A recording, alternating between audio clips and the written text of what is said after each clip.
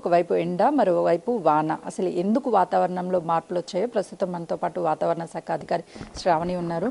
Ma'am, ఒక్కసారిగా ఎందుకు వాతావరణంలో ఎలాంటి మార్పులు వచ్చాయి?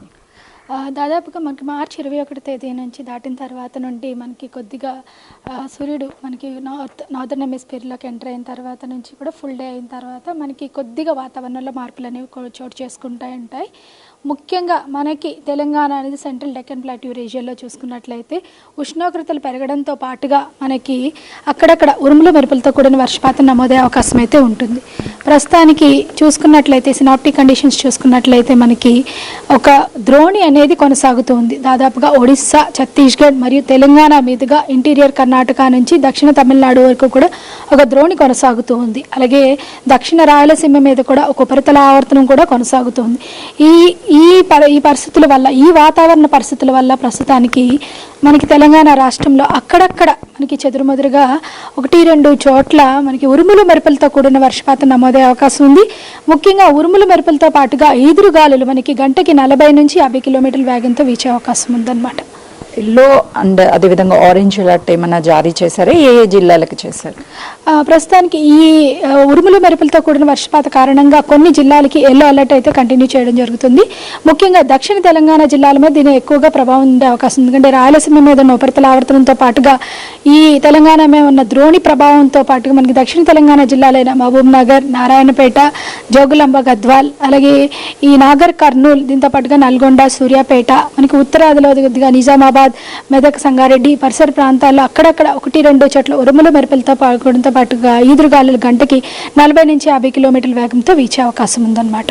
గత ఏడాదితో పోలిస్తే ఈసారి ఎండల ప్రభావం ఎలా ఉంది రాష్ట్రం? ప్రస్తుతానికైతే ఇంకా మనకి అత్యంతంగా వేసవి అయితే ఇంకా పూర్తిగా స్టార్ట్ అవ్వలేదు. ప్రస్తుతానికి మనకి ఉష్ణోగ్రతలు చూసుకున్నట్లయితే సాధారణంగా నమోదవుతున్నాయి. సాధారణంగా అక్కడక్కడ 1 డిగ్రీకి కూడా తక్కువగా నమోదవుతున్నాయి. రాష్ట్రం మొత్తం మీదుగా గత 24 గంటల్లో చూసుకున్నట్లయితే అత్యధికంగా మనకి ఆదిలాబాద్ జిల్లాలో 39.8 డిగ్రీల ఉష్ణోగ్రత నమోదవడం జరిగింది. మనకి అత్యల్పంగా చూసుకున్నట్లయితే మనకి కొన్ని జిల్లాలు ఈశాన్య తెలంగాణ జిల్లాలో 38 నుంచి 37 డిగ్రీల మేర ఉష్ణోగ్రత నమోదవడం అయితే జరిగింది. అయితే వచ్చే 5 రోజులు కూడా అక్కడక్కడ వర్ష ప్రభావ సూచన వల్ల ఈ 5 రోజులు కూడా ఇదే విధంగా ఉష్ణోగ్రత నమోదయ్యే అవకాశం అయితే కనిపిస్తుంది. పర్టికులర్గా హైదరాబాద్లో చాలా వరకు ఉష్ణోగ్రతలు ఎక్కువగా ఉంటూ ఉంటాయి. ఈసారి రానున్నటువంటి 5 రోజుల పాటు ఉష్ణోగ్రతలు ఏ విధంగా ఉండవు? అంటే మనకి ఇప్పుడు ప్రస్తుతానికి 37 నుంచి 38 డిగ్రీల మేర, అంటే 36 నుంచి 38 డిగ్రీల మేర ఉష్ణోగ్రత నమోదయ్యే అవకాశం ఉంది హైదరాబాద్ పరిసర ప్రాంతాల్లో. అర్బన్ రీజియన్లో చూసుకున్నట్లయితే మనకి అర్బన్ రీజియన్లో పీక్గా మనకి 37 నుంచి 38 డిగ్రీల మేర నమోదయ్యే అవకాశం ఉంది. మనకి రేపు కొద్దిగా ఈ పశ్చిమ జిహెచ్ఎంసీ పరిసర ప్రాంతాల నుంచి కొద్దిగా ఉరుములు మెరుపులతో కూడిన వర్షపాతం నమోదయ్యే అవకాశం ఉంది. అలాగే మేఘావృతమైన వాతావరణం కూడా ఉండే అవకాశం ఉంది. తదుపరి మనకి ఎల్లుండి నుంచి కొద్దిగా మేఘావృతమైన వాతావరణం ఉంటూనే అక్కడక్కడ చిరుజల్లులు కురిసే అవకాశం అయితే కనిపిస్తుంది. ఉష్ణోగ్రతలు ఏమన్నా పెరిగే ఛాన్స్ ఉందమ్మా ఈ 2-3 రోజులు? ప్రస్తుతానికైతే ఉష్ణోగ్రతలు సాధారణంగానే నమోదవుతాయి. మనకి ఈ వారం అంటే ఏప్రిల్ 2వ వారం నుంచి క్రమేపీనా పెరిగే అవకాశం అయితే కనిపిస్తుంది.